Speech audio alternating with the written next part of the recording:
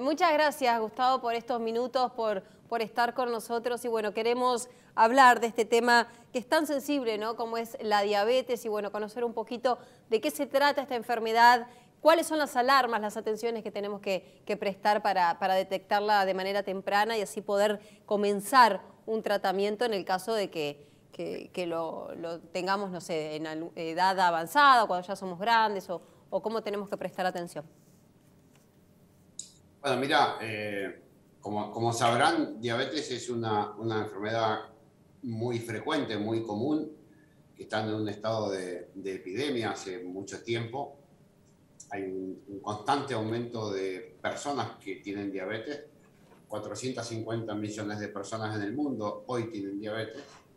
Y como vos dijiste, es importante poder hacer una detección temprana, ya que la mitad de las personas que tienen diabetes desconocen su condición y por lo tanto no acceden a un tratamiento adecuado en tiempo y forma. Hay algunos síntomas clásicos que uno se puede dar cuenta que tiene diabetes, pero en general cuando esos síntomas clásicos están presentes, ya la enfermedad está en su evolución clínica. Y hay un montón de personas que tienen diabetes y no tienen ningún síntoma. Por eso lo más importante de todo es hacer diagnóstico en la consulta anual que hace la gente con su médico de cabecera, y siempre que uno hace una consulta por año, medir los niveles de glucosa en sangre. Más si tiene algún familiar con diabetes, o si es una persona sedentaria, o si es una persona que tiene obesidad o sobrepeso. Gustavo, 90%, sí. no, decime. No, el 90% de las personas que tienen diabetes que se llama diabetes tipo 2, y en general está relacionado con un trastorno de metabolismo que tiene que ver con la grasita esa que tenemos en la panza. Entonces, siempre decimos, si hay panza, hay probabilidades de tener diabetes, y corresponde hacer un chequeo anual antes que empiecen los síntomas. Bien. Bueno, hablabas de valores que por ahí pueden llamar nuestra atención. Cuando uno se hace un estudio de sangre, ¿cuáles son los valores que todavía no llega a ser diabetes, pero que tiene que llamarte la atención para justamente prestar más atención a este aspecto? Mira, el valor normal de glucemia es de 70 a 110, y generalmente cuando la glucemia empieza a ir un poquito arriba de 100, ya hay que empezar a prestarle atención. Y el diagnóstico de diabetes se hace con glucemia en ayuno de 126. Bien. Gustavo, hablaste de los síntomas que por ahí aparecen o que por ahí, ¿qué nos llama la atención? Si por ahí vos decís que podemos ser asintomáticos y en algún momento, ¿en qué tenemos que encender las alarmas? Bien, lo más frecuente es que estos síntomas empiezan de forma lenta y paulatina la mayoría de las veces, y uno es como que no se va dando cuenta, se va acostumbrando. Empieza a orinar un poco más de lo normal, se levanta 2 o 3 veces a la noche a hacer pis, tiene un poco más de sed de lo habitual, porque está orinando mucho. Por ahí nota cansancio, decaimiento, algún trastorno en la visión o alguna lesión genital. Todos estos síntomas tienen que ver con el aumento de azúcar en sangre, que hace que ese exceso de azúcar se tenga que orinar, y esa orina se lleva al agua, entonces se produce poliuria, que es orinar mucho, polidipsia, que es tener mucha sed. En los estados avanzados empieza a haber pérdida de peso, que sin haber hecho dieta, ¿no? Claro. Pero eso sería más o menos los 5 síntomas más frecuentes: orinar mucho, tener mucha sed, estar cansado, decaído, por ahí tener alguna pérdida de peso o alguna lesión genital. Gustavo, bueno, y si hablamos de la diabetes justamente, ¿se da por una mala alimentación o por un mal funcionamiento de algunos de nuestros órganos que al tener esa mala alimentación hace que los niveles de azúcares crezcan? Mira, diabetes hay por lo menos 5 clases, así que y cada clase de diabetes, tipo 1, tipo 2, tipo LADA, tipo gestacional, son por distintas causas. La más frecuente de todas, que es la diabetes tipo 2, es una enfermedad metabólica que está íntimamente relacionado con el sobrepeso y con el sedentarismo. Bien. Esas dos cosas que son nuestra pandemia mundial, son las que han ido desarrollando cada vez más casos de diabetes. Y la causa es que la causa principal es un término que alguna vez habrán escuchado, que es la insulinoresistencia. Es decir, que la hormona que modula los niveles de azúcar en sangre es la insulina. Y en aquellas personas que tienen obesidad, hígado graso, tienen una resistencia a la acción de la insulina, por eso se llama insulinoresistencia, que es lo que precede al desarrollo de la diabetes. Bien. ¿Qué pasa con las mamás que tuvimos, recién hablaste de diabetes gestacional? ¿Cómo tenemos que continuar después que nacieron nuestros hijos? ¿Tenemos que tener controles, prestar atención en algo en especial o es algo momentáneo mientras estamos embarazadas? Mira, la diabetes gestacional tiene una frecuencia de más o menos el 6% de los embarazos. Generalmente empieza en la semana 26, 28 y a veces en la 32 y termina cuando termina el embarazo. Pero queda como un marcador de riesgo de desarrollo de diabetes en los años posteriores. La conducta clínica es que una vez que termina el embarazo, en el posparto se hace un control de glucemia y a los 3 meses se hace una consulta con el diabetólogo para hacer otro examen y ver si esa diabetes se quedó con nosotros o no. Bien. Y posteriormente hacer un control una vez por año porque es un factor de riesgo, más si tu chico nació por ahí con 4 kilos o más y si hay algún antecedentes de diabetes en la familia, o si esa mamá después del parto quedó con algunos kilos de más. Entonces son todos factores de riesgo que se van sumando y requieren por ahí un examen, un control clínico anual. Perfecto. Gustavo, hablando de la tipo 2 que vos nos decías que es la más común, capaz que es porque yo no conozco, pero nunca escuché que alguien se cure la diabetes, sí, la gestacional. ¿Es un camino de vida, por así decirlo, o tiene cura? ¿Podés dejar de ser diabético? Mira, hay remisión de diabetes. Entre comillas lo pongo.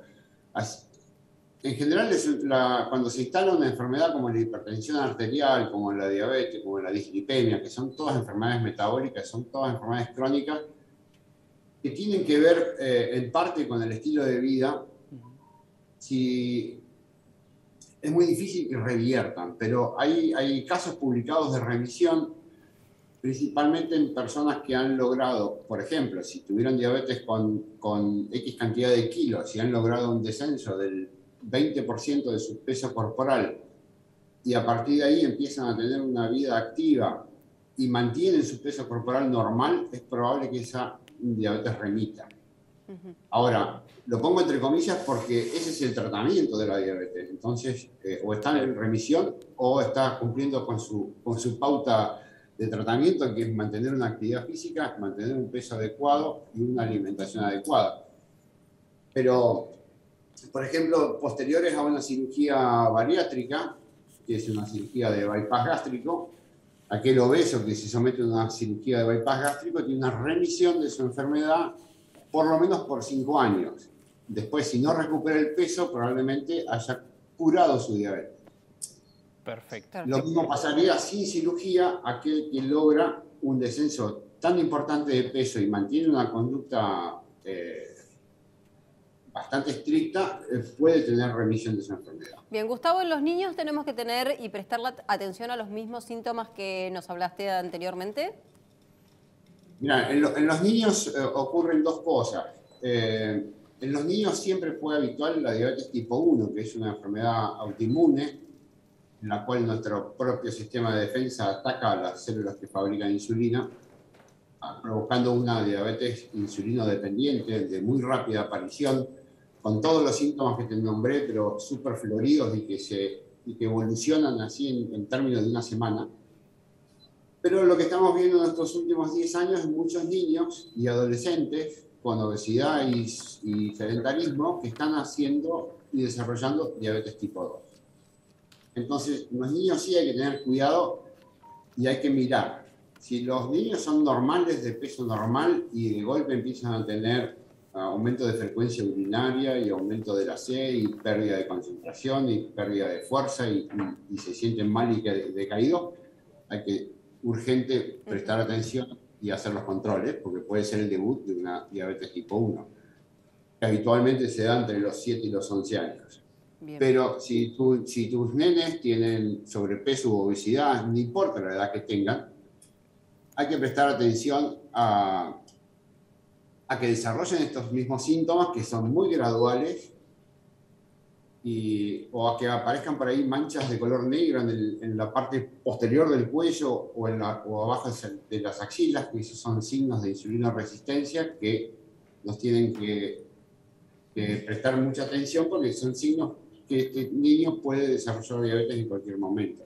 Bien, y para quienes ya tienen diabetes y están en tratamiento y todo, que es importante que nosotros hace un par de semanas hablamos y nos enteramos de la importancia que tienen, parece que uno por ahí no lo tiene en cuenta, ¿no? Pero las podólogas, sí, ¿no? Esto del pie diabético, los cuidados, sabemos que es importante también el cuidado de la piel, que también es un órgano que sufre y mucho la diabetes. ¿Cuáles son los cuidados que tenemos que tener fundamentales, ¿no? para quienes ya transitan esta enfermedad? Mira, como lo dijo Jocelyn en el año 1925, cuando recién se podía empezar a tratar con algún fármaco como la insulina a la diabetes, sin educación no hay control, no hay posibilidades de que esta enfermedad se lleve bien. Y parte de la educación diabetológica, aparte de aprender la importancia de la actividad física y de la alimentación, es aprender a controlarnos y tener previsión y cuidados con aquellas cosas que nos podrían llegar a pasar.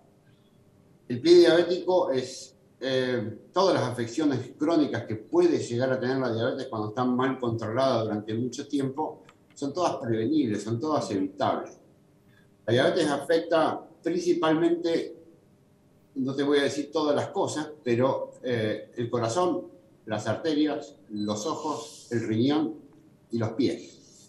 Son digamos, los 5 puntos blancos que al cabo de los años puede ir afectando si es que uno no está bien controlado. Si uno hace las cosas como corresponde, es probable que nunca tenga ninguna complicación. Los pies se afectan de 3 maneras. La primera es por trastorno de sensibilidad, la segunda es por trastornos vasculares y la tercera es por trastornos ortopédicos.